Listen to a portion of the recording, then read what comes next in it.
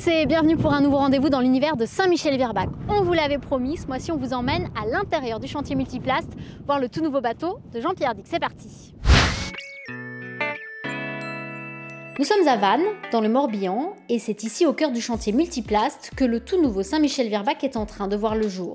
Bon Jean-Pierre, nous sommes assis sur ce qui va devenir la coque de ton bateau. Avant de parler de la construction, une question. 4 Vendée Globe, 4 bateaux. Pourquoi construire un bateau neuf?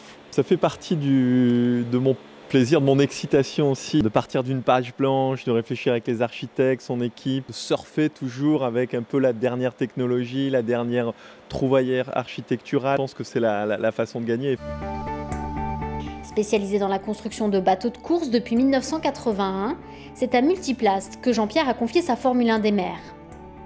Notre savoir-faire, notre cœur de métier, c'est de faire des pièces en composite de grande dimension. On parle beaucoup de bateaux, mais Multiplast a 20% de son activité qui est sur des pièces qui utilisent les mêmes techniques, mais plus dédiées à l'industrie aéronautique. On est en technos qui sont du niveau des technos utilisés en Formule 1.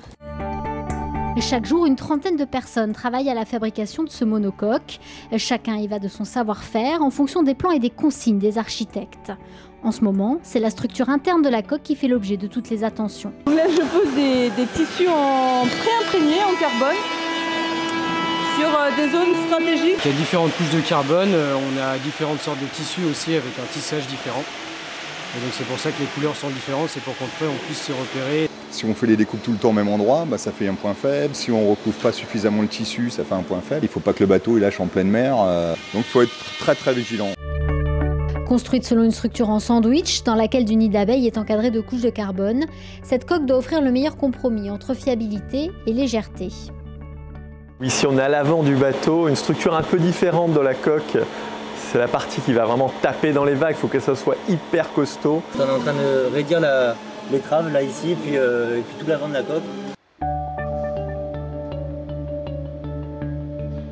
Là, notre partie, on est au niveau du pont.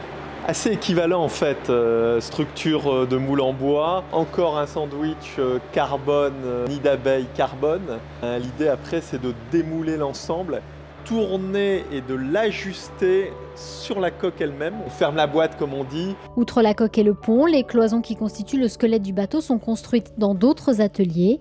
Elles seront assemblées juste avant que la boîte ne soit fermée, puis l'accastillage sera posé.